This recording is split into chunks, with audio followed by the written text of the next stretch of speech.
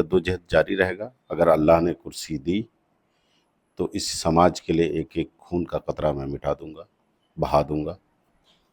कोई अगर धरना में बैठते हैं तो उनको लगता है कि मेरे खिलाफ बैठ गया।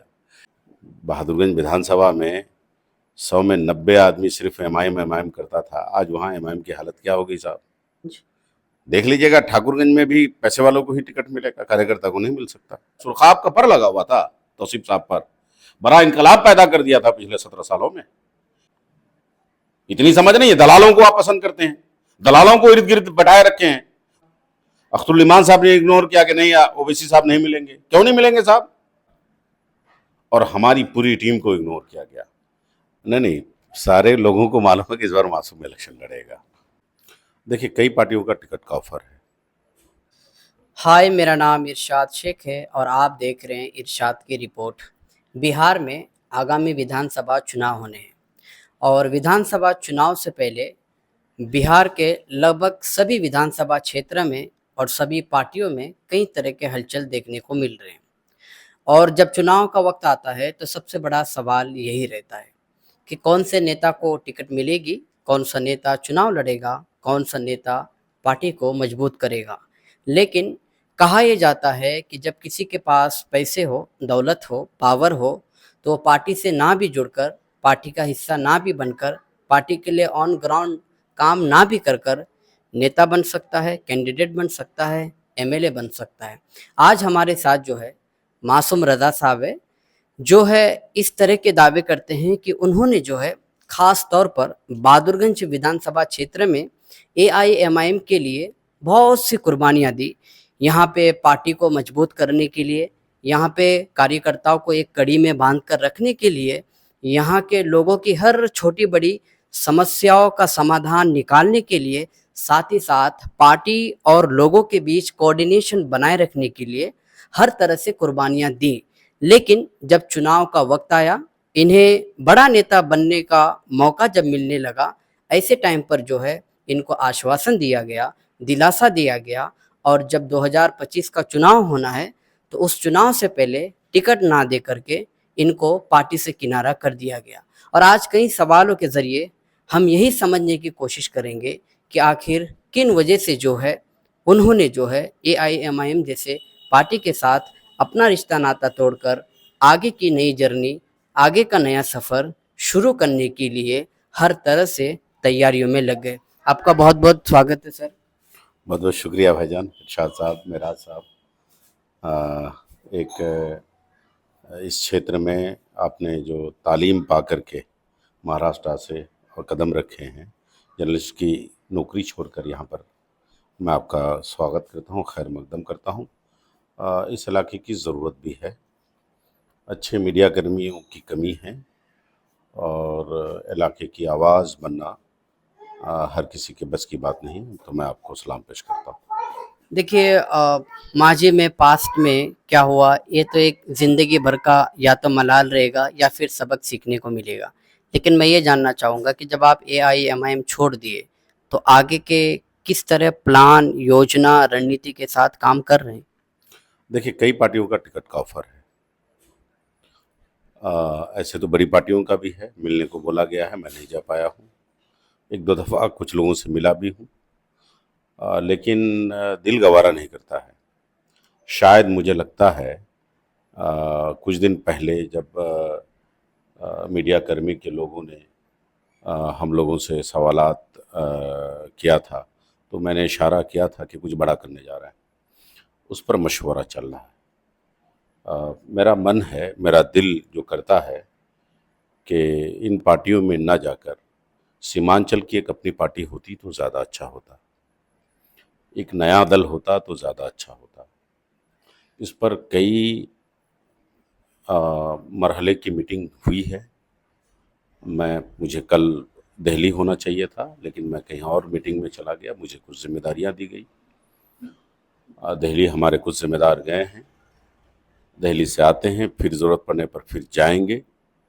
हमारे कुछ सरप्रस्त लोग हैं, बुलाए हैं और उस पर बातचीत चल रही है। अनकरीब इस पर हम लोग डिसीजन लेने जा रहे हैं। अब पार्टी बनाना तो मुमकिन है नहीं, लेकिन दल बना सकते हैं इंशाअल्लाह ताला। तो इस पर एक गहन विचार विमर्श चल रहा है कि इन पार्टियों में से 3-4 पार्टियां हैं जो टिकट देना चाह रही हैं, हर तरह से मदद भी करना चाह रही हैं। तो बहरहाल मिला-जुला करके इस इलाके की आवाज़ और इस इलाके का दर्द, इस इलाके की लड़ाई, इस इलाके के लिए संघर्ष तभी मुमकिन है जब आप इस इलाके से, इस इलाके की एक नई पार्टी हो, नया दल हो और उसमें अच्छे लोग मदद करने को तैयार हैं। तो उम्मीद करते हैं कि ये फाका कशी, ये नाचीज़, गरीब का बेटा आगे बढ़ रहा है। इंशाअल्लाह ताला अनकरीब इस पर हम लोग डिसीजन देंगे इंशाअल्लाह। जैसे अब अभी आपने कहा कि जब एआईएमआईएम से आपको चुनाव लड़ने की ख्वाहिश थी और वो सपना अधूरा ही रह गया, तो अब जब जिस तरह दल बनाने की या फिर संगठन बनाने की बात कर रहे हैं, बहादुरगंज विधानसभा से चुनाव लड़ेंगे? हाँ, इंशाअल्लाह चुनाव लड़ने की तो पूरी तैयारी है। हमारे सभी लोग इंतज़ार में हैं इंशाअल्लाह ताला। पिछले दिनों में मुझे बड़ा फ़ोर्स दिया था कुछ पार्टी के लोगों ने, जैसे जन स्वराज हुआ, आम आदमी पार्टी हुआ। आम आदमी पार्टी भी अच्छी पार्टी है, लेकिन कुछ पार्टियों का जब अंदर झाँक कर देखिएगा तो कुछ ना कुछ बात आ जाती है, जिस वजह कर नहीं जा सके। तो उस दौरान फिर मुझे किसी ने कहा कि आप पार्टी नहीं बन सकती है मासूम साहब, 7 से 8 महीना लग जाता है पार्टी बनाने में, आप लोगों का भी कई मरहले का मशवरा बाकी है। एक काम करिए कि भाई हम लोग सभी मिल कर के फ़िलहाल किसी पार्टी में चले जाते हैं। उसी मशवरे के तहत मैं कदम बढ़ाया था, फिर मैंने अपना कदम वापस ले लिया। ये पूरे किशनगंज ही नहीं बल्कि 1, 2, 3 ज़िला में मामला चल रहा था। हमारे कुछ हैं सलाहकार जिन लोगों ने कहा कि आपकी सरपरस्ती में फिर हम लोग चलेंगे, लेकिन बहरहाल मिला-जुला करके वहाँ से हटे। तो अब मामला ये है कि कुछ पार्टियाँ अब भी हैं जो लगी हुई हैं और इन सारे लोगों का जो मशवरा आ रहा है, ख़ास तौर से उलमा हज़रात और जी शऊर हज़रात, इन लोगों का यही मशवरा आ रहा है कि नहीं, अपना यहाँ का एक दल हो, पार्टी ना हो चलेगा, लेकिन दल के जानिब से कैंडिडेट हो। तो उस पर हम चल रहे हैं। उन पर फ़ाइनेंशियल का मामला चल रहा है। फ़ाइनेंशियल का मामला इंशाअल्लाह ताला किसी हद तक बहुत सारे लोग तैयार भी हैं। इंशाअल्लाह उम्मीद है कि हम लोग उस पर कामयाब हो जाएँगे। जैसे जब आप ये ऐलान कर दिए कि चुनाव लड़ेंगे और कहीं से भी किसी भी तरह का चुनाव लड़िए, वर्कर और जनता जो है बहुत बड़ा फैक्टर रहता है। तो बहादुरगंज विधानसभा क्षेत्र के लोगों से और आपके जितने भी वर्कर हैं, जिस तरह आप अपने वर्करों को लेकर, अपने चाहने वालों को लेकर पार्टी से अलग-थलग हो गए, तो उनको आप क्या क्लियर मैसेज देंगे? नहीं, सारे लोगों को मालूम है कि इस बार मासूम इलेक्शन लड़ेगा। इंशाअल्लाह ताला लड़ेंगे। अरे सिर्फ अमीर लड़ाई नहीं कर सकते भाई, गरीब का बेटा भी लड़ सकता है। चंदा करके ही सही, लेकिन लड़ेंगे इंशाअल्लाह। अल्लाह ने जज्बा दिया है, हिम्मत दी है, लोग हैं साथ में, कार्यकर्ता हैं, इंशाअल्लाह इलेक्शन लड़ेंगे। तो जिस तरह आप दावे कर रहे हैं कि लोग हैं, कार्यकर्ता है, दौलत नहीं है, पैसा नहीं है, लेकिन हिम्मत है, हौसला है क्योंकि गरीब घर से बिलॉन्ग करता हूँ। तो फिर आप पर जो है पिछले 3 विधानसभा चुनाव में आप पर विश्वास, भरोसा, एतमाद क्यों नहीं किया गया पार्टी की तरफ से? यही तो रोना है ना मेरे भाई। 2015 में मेरा सिर्फ टिकट इसलिए काट लिया गया कि अख्तुल इमान साहब हार ना जाए। वहाँ इजहार रशफी साहब ने पंगा डाला। मैंने सब्र कर लिया साहब कि 2020 आप 5 साल के बाद आपको टिकट दिया जाएगा। मेरे घर पर आए हैदराबाद के लोग, अख्तुल इमान साहब के लोग, ओवैसी साहब के लोग। मैं मान गया। 2020 की तैयारी हमने शुरू की। बिहार सदर जनाब अख्तुल इमान साहब, मैं अल्लाह को हाजिर नाजिर मानकर बोलता हूँ, उन्होंने कहा कि भाई 1 करोड़ तक खर्च होगा, लेकिन उनके लोग, उनकी टीम, पार्लियामेंट बोर्ड कमेटी अचानक कह देती है 4 करोड़ खर्च आएगा। मुझे वहाँ ब्लैकमेल किया गया। आप अचानक टिकट देने से कुछ दिन पहले अगर आप कह देंगे कि भाई 4 करोड़ का अखराजात आएगा, भला कौन लड़ सकता है? बजट का तिगुना ज़्यादा बढ़ गया। हम लोग उतनी बड़ी हैसियत के मालिक नहीं थे। इंशाअल्लाह उसी 1 करोड़ में हम निकालते। 1 करोड़ का इंतज़ाम आपने कहा था तो 1 करोड़ ही थोड़े होता भाई, और भी मामला होता है ना। मेरे भी रिश्तेदार हैं, मेरे भी भाई लोग हैं, वालिद साहब हैं और लोग हैं। ऐसा नहीं है तो मैं इलेक्शन नहीं लड़ पाता, लेकिन चूँकि ब्लैकमेल करना था, किसी तरह से इनको मासूम को रोकना था। बहरहाल हम लोगों ने ये कह दिया कि ठीक है साहब, आप आज़ाद हैं, जिसको मर्जी उसको टिकट दे दीजिए। मेरे पास इतना का इस वक्त बजट नहीं है, मैं नहीं दिखा सकता आपको। और फिर अंजार नईमी साहब को टिकट मिला, हम लोग ने जिता भी दिया साहब। वहाँ तक तो सारी बातें ठीक थी, पार्टी जीत भी गई। लेकिन आपने कभी उन पर यह निगरानी नहीं किया कि मासूम रजा और उनकी टीम के साथ अंजार नईमी साहब का व्यवहार क्या है, किसी मीटिंग पे बुलाया कि नहीं बुलाया, उनसे सलाह और मशवरा लिया जा रहा है कि नहीं। इनके लोग जो आज 10 साल से हैं, अलीगढ़ मुस्लिम यूनिवर्सिटी का आंदोलन से लेकर आज तक, कहाँ हैं, किनके लोग वहाँ पर ठेकेदारी कर रहे हैं साहब, कौन फ़ायदा ले रहा है, रोजी रोटी से कौन दूर है, कौन है, किस तरह से सींचा गया हमारा कार्यकर्ता, सारा कुछ छोड़ दिया। हमने सब्र किया, हमने सब्र किया, एक सवाल तक नहीं पूछा, एक रोड के काम के लिए मशवरे के लिए नहीं मुझे बुलाया गया। शायद आप ही का इशारा था अंजार नईमी साहब को, मैं तो अखलाक का उन्हें अच्छा मानता हूँ। शायद आप ही का इशारा था कि नहीं करना है, कहीं ना कहीं आपको कट करना था। क्या हुआ, चले गए छोड़कर आपको। फिर आपको मेरी ज़रूरत पड़ गई, फिर आपको मेरी ज़रूरत पड़ गई। उस संगठन को हमने जोड़ के रखा था और 2020 के बाद 24 में फिर हमने अच्छा कर दिया साहब। फिर क्या बाकी रही जो आप संगठन के लोगों को टिकट नहीं देना चाहते? नहीं दिया आपने। पार्लियामेंट के इलेक्शन के दौरान ही भेदभाव का मामला मुझे सामने आ चुका था। हम लोगों की टीम से राब्ता इनका लगभग समाप्त हो चुका था। इनके साड़ू इनके जिम्मेदार, इनका भाई सगा इनका जिम्मेदार, इनके लोग इनके जिम्मेदार, आदिल साहब इनका जिम्मेदार, माजिद साहब इनका जिम्मेदार, इश्तियाक साहब इनका जिम्मेदार, 2 दिन का लौंडा जिसको हम लोग उनको सौंपे थे वो लोग उनके जिम्मेदार, और हमारी पूरी टीम को इग्नोर किया गया। एहसासात हमें थी, इस बात का एहसास था कि भाई कुछ हो रहा है। वही हुआ और तौसीफ साहब से इन लोगों का डील हो गया साहब। बाद में भले ही अख्तरुल इमान साहब कहे कि मेरे से ऊपर का मामला हो गया। पहुंचाया कौन वहां तक? किसने पहुंचाया? किनके इशारे पर गए? और जब हम लोग अड़ गए, जब इनसे हम भिड़ गए कि नहीं टिकट मुझे नहीं देना मत दो साहब, लेकिन कार्यकर्ताओं में से किसी को दे दो, हम सब्र कर लेंगे, मशवरा कर लो, आप ही आ जाइए, वैसे हालात में भी सब्र कर लेंगे। हैदराबाद जाने को चाहा, अख्तरुल इमान साहब ने इग्नोर किया कि नहीं ओवैसी साहब नहीं मिलेंगे। क्यों नहीं मिलेंगे साहब? आप ही तुर्रम खां हैं और नहीं है कोई, नहीं है कोई आपका। आज चाहूं मिल लूंगा, अल्लाह ने उतनी सलाहियत दी है, किसी की जरूरत नहीं पड़ेगी।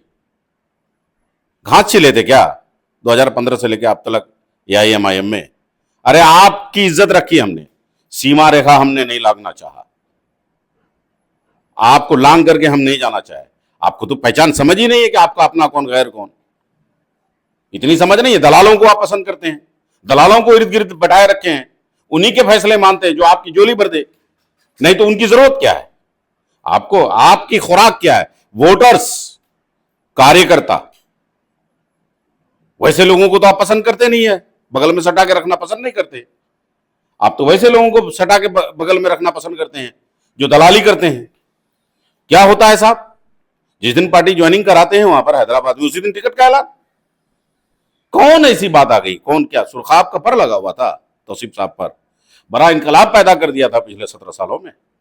क्या कर दिया था? कौन सा जद्दोजहद उनके नाम से? इस कौमो मिल्लत के लिए, इस इलाके के लिए, यहाँ के नौजवानों के लिए, यहाँ के किसानों के लिए, यहाँ के तालिब इल्मों के लिए कौन सा ऐसा कारनामा अंजाम दे दिया था कि छूटा जा रहा था साहब? ये मामला है। मैं आपको सवाल कर दिए तो मैं दुख अपना जाहिर कर दिया। मैं इस पार्टी पर या इस टॉपिक पर बोलना और पसंद नहीं करता हूँ। जी बिल्कुल, मुझे तकलीफ महसूस होती है, मेरा भूला वक्त है ये। जी बिल्कुल, इस पर मैं ज़्यादा सवाल भी नहीं करूँगा, लेकिन जैसे आपने कहा कि 2020 में ऐसा कुछ हुआ था कि आपको 1 करोड़ के बदले 4 करोड़ देने होंगे, देने और नहीं, खर्च का मामला आया था। खर्च का मामला जो खर्च जो करने सच्चाई है वही होंगे। जी बिल्कुल, तो देना होगा कहीं भी नहीं। हाँ, अखराजात का मामला है कि मामला इलेक्शन है। में इस तरह का अखराजात आता है बाबू, इसके लिए तैयार रहना चाहिए। जी बिल्कुल, तो जो भी है, अगर देने होंगे, मैंने इसलिए कहा कि खर्च करने होंगे, तो लगभग सभी विधानसभा क्षेत्र में ऐसा ही कुछ सीक्रेटली सुनने को मिला है।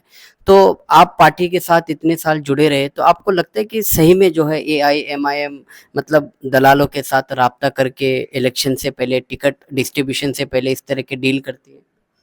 अच्छा, एक बात बता दीजिए, तो कोई ऐसी पार्टी, कांग्रेस इतनी बड़ी पार्टी है साहब, हिंदुस्तान की आज़ादी से लेकर आज तक सेकंड लार्जेस्ट पार्टी आज भी है वो। जेडीयू को देख लीजिए, आरजेडी को देख लीजिए, सारी पार्टियों में देखिए कार्यकर्ता को किसी ने इग्नोर किया है क्या? नहीं। क्या वजह है साहब कि आप कार्यकर्ता को इग्नोर करके नए लोगों को ला करके टिकट देते हैं और सारे पैसे वालों को? क्या मामला है, क्यों, वजह क्या है? कौन सा कार्यकर्ता को आपने टिकट दिया है? अभी कोचाधामन से देख लीजिए, नहीं देंगे वो। कोचाधामन से आप देखें, वो टिकट किसी भी कीमत पर कार्यकर्ता को नहीं देंगे। बादल में तो ऐलान ही हो चुका, वहां भी पैसे वालों की तलाश है। और ठाकुरगंज? देख लीजिएगा, ठाकुरगंज में भी पैसे वालों को ही टिकट मिलेगा, कार्यकर्ता को नहीं मिल सकता। एनी हाउ, हर हालत में। ठीक है, चलिए अब पार्टी के साथ आपके ताल्लुक जैसा कुछ भी रहा हो, आपके पास सबक है, तजुर्बा है, एक्सपीरियंस है, चुनाव लड़ने वाले हैं, तो इस सिलसिले से बात करते हैं कि देखिए आप चुनावी मैदान में जो है चुनाव लड़ने के लिए आप भी है, तौसीफ आलम साहब भी है, तो आप उनके बारे में किस तरह के राय रखते हैं? पहले अगर पार्टी में होते तो एक साथ होते हैं, लेकिन जब आप पार्टी से अलग थलग हो गए तो किस तरह के ख्याल रखते हैं आप उनके बारे में? पूर्व विधायक तौसीफ साहब या हमारे प्रखंड अध्यक्ष, पुराने प्रखंड अध्यक्ष तौसीफ साहब, किसके बारे में सवाल है? ये पूर्व विधायक तौसीफ आलम साहब, जो कि फिर से एआईएमआईएम से चुनाव लड़ने जा रहे हैं। वो किसी से भी आ जाएंगे और नहीं जीतेंगे। आपको अल्लाह ने मौका दिया था, आपने वो खो दिया।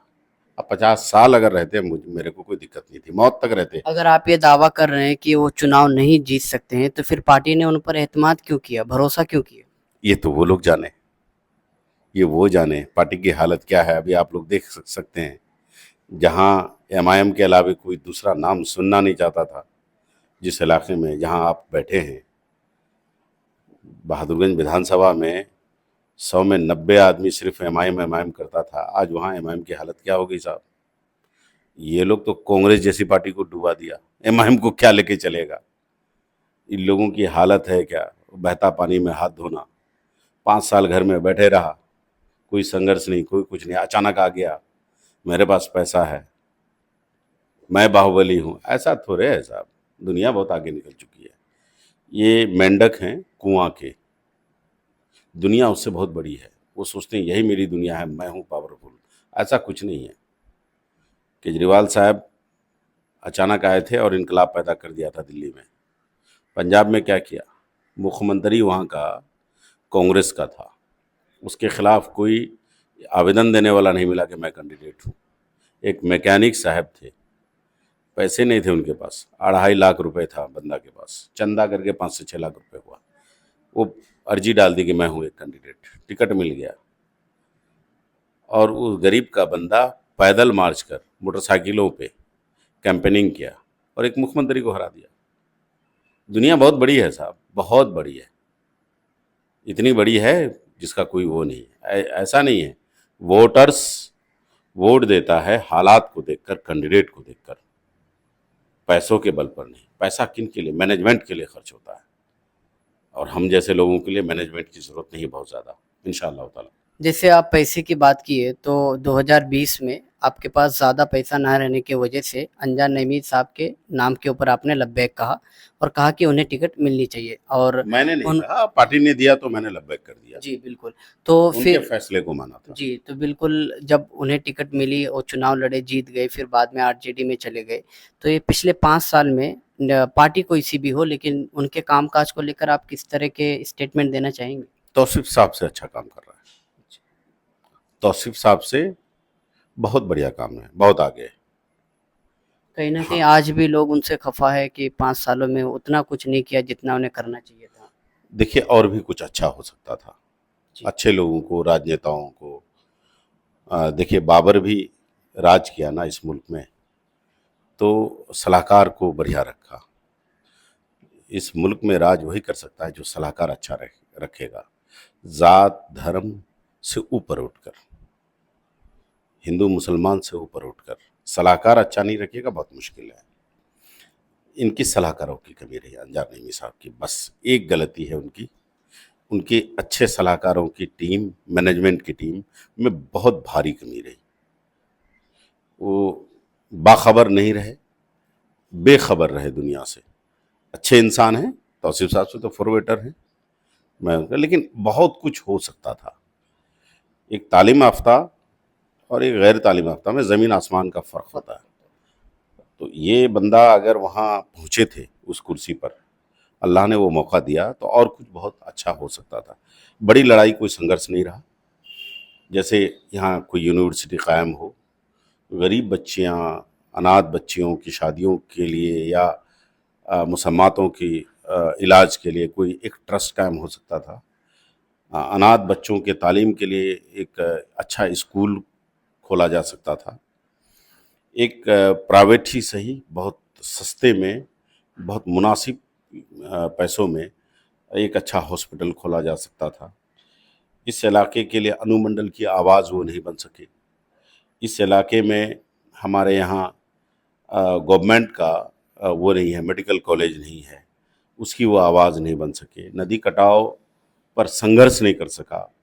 कोई अगर धरना में बैठते हैं तो उनको लगता है कि मेरे खिलाफ बैठ गया। ये उनको कोई समझाने वाला नहीं हुआ कि आपके खिलाफ नहीं साहब, वो गवर्नमेंट के खिलाफ है, इसको आप कैश करिए, ये तो आपके लिए मददगार साबित हो रहा है। आप वो यहाँ बैठ रहा है, आप वहाँ बैठिए धरने में, आप इन लोगों को लेकर के हंगामा करिए पटना में जा कर के। तो ये सारी चीज़ें इनकी सलाह, मैंने वही देखा कि एनालिसिस मेरा कि सलाहकारों की कमी रही। जैसे आप उनके काम काजों को एनालिसिस करके बता रहे हैं, तो जब आप चुनाव लड़ेंगे और जिस तरह आपकी कोशिश रहेगी, आपकी मेहनत रहेगी, उस बेस पर अगर आप चुनाव जीतते हैं, तो एजुकेशन को लेकर के आप किस तरह के जो है स्टैंड ले सकते हैं? सर, पहला मामला है मेरा एजुकेशन।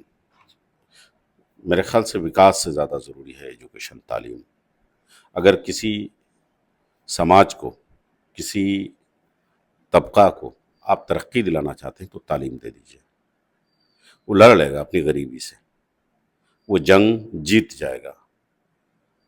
नदी कटाव से भी, खेती किसानी से भी अगर आप शिक्षित कर देने में कामयाब हो जाते हैं तो हज़ार कमियों का इलाज है वो, हज़ार बीमारियों का इलाज है। ये पहली लड़ाई होगी इंशाअल्लाह ताला। ट्रस्ट भी कायम करेंगे। बहुत तकलीफ़ और दर्द भी है। हम लोग पढ़ाई टाइम में बाहर भी रहे, जॉब भी किए प्राइवेट, किस तरह की तानाएं मिलती हैं हमारे लोगों को, वो भी हमने बहुत नज़दीक से देखा है। और क्या दूसरे स्टेट में बेइज्जती सहनी पड़ती है हमारे लोगों को। मैंने घुमा भी काफ़ी है, 6-7 साल कई स्टेटों में मेरा जाने का मौका मिला, तो ये चीज़ मैंने देखी है। इसके लिए ये अमीर ज़ादों की ज़रूरत नहीं है, इसके लिए वो लोग जो तजर्बाकार हैं उनकी ज़रूरत है। वो लोग जो बहुत कुछ करने की क्षमता रखते हैं, लगातार संघर्ष करना जानते हैं। आप किसी एक सिस्टम को आप बदलना चाहते हैं तो अकेले नहीं बदल सकते, चाह बंद कमरे में नहीं बदल सकते, जगाना पड़ेगा समाज को। अल्लाह पर छोड़ दो यार कि कौन एमएलए बनेगा, कौन क्या करेगा, लीडर कौन बनेगा ये खुदा तय करेगा। आप ही अभी 10 बार रहेंगे या एक बार, ये अल्लाह तय करेगा। मैं आ जाऊंगा, क्या पता मैं जीत सकूं ना सकूं, क्या पता अंजार साहब ही जीत जाए। एक बात हम कह रहे हैं, मेरी लड़ाई वो नहीं है। मेरी लड़ाई है इस इलाके को बदलने की, तकदीर व तस्वीर बदलने की। वो मेरा संघर्ष, उसमें मैं पार्टिसिपेट करने जा रहा हूं। मेरा अगर नसीब में है मैं जीत जाऊंगा। अगर मैं जीत गया तो फिर मेरे ऊपर जिम्मेदारियां हैं, बहुत बड़ी जिम्मेदारियां। वो फिर मैं समाज को जगाने का काम करूंगा। एक एक को लेकर के आपके पास बेहतरीन एक जरिया है, 9 स्टेट का, 7 स्टेट कह लीजिए, 9 स्टेट कह लीजिए, आपका किशनगंज, NH31 रेलवे। काम वहां नहीं दोगे, हम यहां जाम करेंगे। लाखों लोगों को, हजारों लोगों को लेकर के बैठ जाएंगे धरने पर, जिस तरह से हमने अलीगढ़ की जमीन ली। कोई संघर्ष नहीं है साहब। ऐसा लगा कि ये कब्रिस्तान बन गया राजनीतिक हालात से। ऐसा नहीं होता है ना। छोटा छोटा मामला पर आम आदमी रोड जाम कर रहा है, आ गया सड़क पर, बिजली को लेकर, रोड को लेकर, और प्रतिनिधि लोग खामोश हैं। तो इसीलिए एक मामला है। आराम परस्त गद्दी नशी करने के लिए नहीं जिताता है। अगर अवाम ने आपको कुर्सी दी है, अवाम ने अगर आपको जिताया है, अल्लाह ने अगर मौका दिया है, तो भैया जद्दोजहद होना चाहिए। वो पैसा किस काम का साहब? बगैर जद्दोजहद के हिंदुस्तान आज़ाद हुआ क्या? बगैर जद्दोजहद के आज ये हमारे बुजुर्गों से भी सीखना चाहिए, मौलाना असरार साहब से भी सीखना चाहिए, तस्लीमुद्दीन साहब से, उससे पहले नजमुद्दीन साहब से भी सीखना चाहिए हमें। क्या किया, जितने स्कूल कॉलेज हैं ज़्यादातर उन्हीं की देन है। तो ये सारी चीज़ें हैं, जब तक आप इनकलाब पैदा करने की क्षमता नहीं रखेंगे, मुमकिन नहीं है साहब, एसी के कमरे में बैठ करके मुमकिन नहीं है। जैसे जो AIMIM पार्टी है, यकीनन उनके साथ जो है युवा बहुत जुड़े हुए हैं और युवा सपोर्टर बहुत ज़्यादा है, तो यकीनन जब पार्टी से आप अलग हुए तो आपके साथ भी बहादुरगंज विधानसभा से युवाएं बहुत होंगे, आपसे उम्मीद लगा के बैठे होंगे। तो जब एजुकेशन के बारे में आप जिस तरह की सारी चीज़ें बताए, तो उनके रोज़गार के लिए या फिर अगर आप किसी भी तरह के रोज़गार प्रोवाइड करेंगे, तो इस वक्त चुनाव से पहले यहाँ के युवाओं को क्या मैसेज देना चाहेंगे? जब तक आप ये श्योर नहीं कर देंगे, युवाओं को जागरूक नहीं कर देंगे, आईना नहीं दिखा देंगे, वो उस तरफ कदम नहीं बढ़ा सकता। बेचारे अनजान हैं। मेरी ये लड़ाई है, हर इंटरव्यूज़ में आपने सुना होगा, फिर मैं बोल रहा हूँ कि अल्लाह ने अगर मुझे मौका दिया, जागरूकता अभियान चलवाएंगे। अरे बहुत कम पैसों में बड़ा बड़ा बिजनेस चल रहा है। शीशे शीशे का आपका वो ग्लास 25,000 रुपये का इन्वेस्ट नहीं है साहब डाई में। हुनर नहीं आता, हम नहीं करते। ये मोबाइल का कवर 25,000 का इन्वेस्ट नहीं है साहब, लेकिन लाखों रुपए महीने की आमदनी है। कॉपी बनाना, यहाँ जो चीज़ मैं उसी पर बात कर रहा हूँ, कॉपी बनाना 25-50 हज़ार का काम है इन्वेस्ट। आप कमाइए ना डेली 5,000 रुपये। तो आपके हिसाब से आप युवा तो में स्किल देने का ये काम करेंगे? स्किल में बहुत पीछे रहा इलाका हमारा, और यही उम्मीद से हम लोग MIM को लाए थे।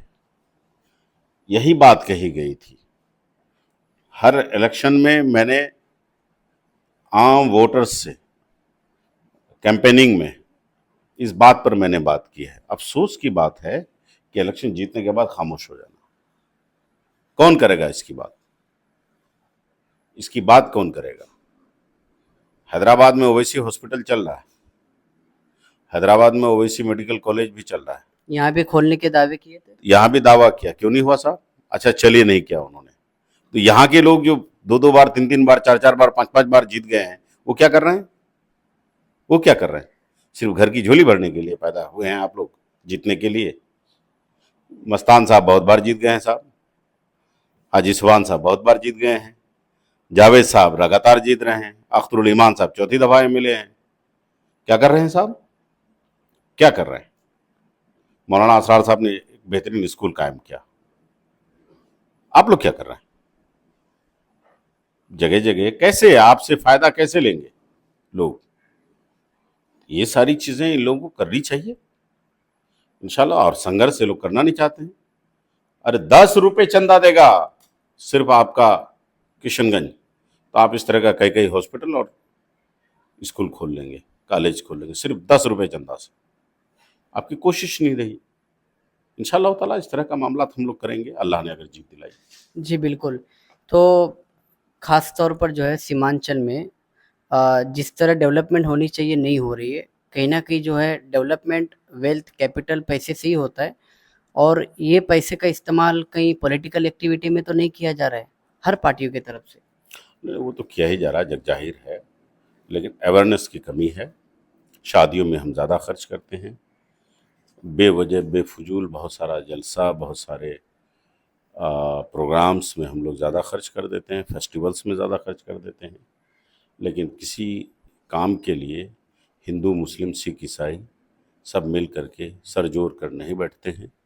अगर बैठकर कोई काम की शुरुआत करें, हर जाति हर धर्म के लोग, तो एक अच्छा काम हो सकता है।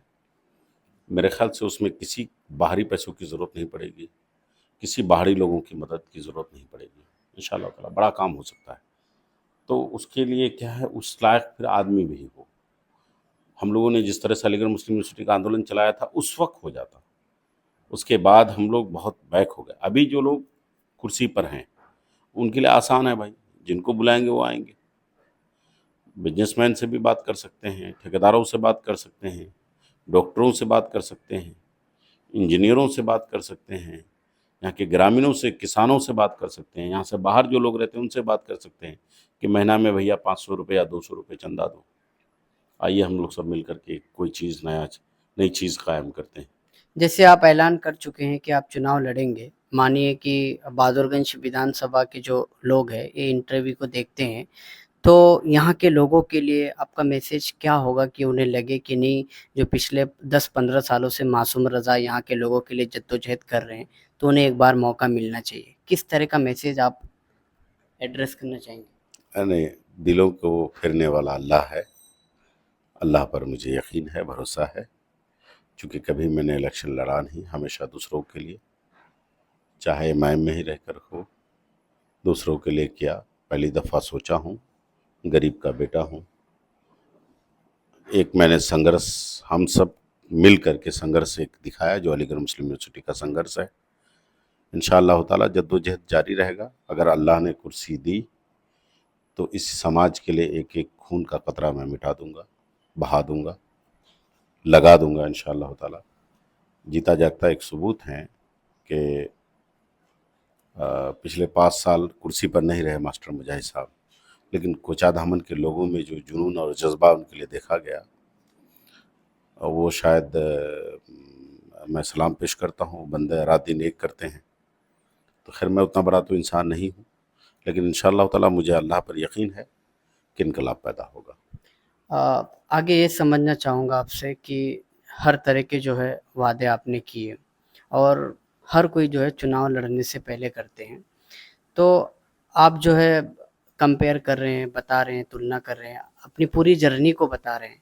तो अगर मानिए इलेक्शन से पहले आपको एनडीए की तरफ से ऑफ़र आता है, तो आप वो एक्सेप्ट करेंगे?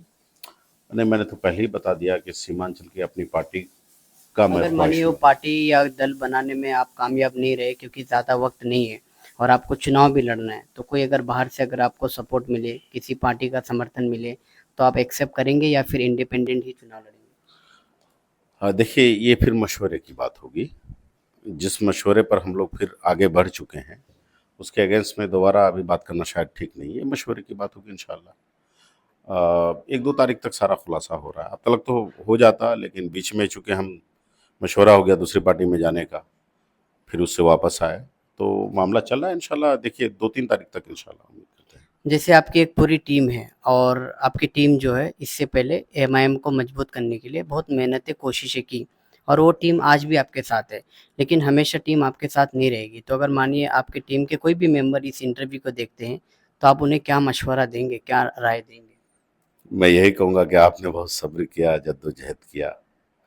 मासूम रज़ा अगर कामयाब हो जाता है इलेक्शन लड़ने में, अपने इरादे और नेक ख्वाहिशात के साथ, आप मेरे साथ बने रहें।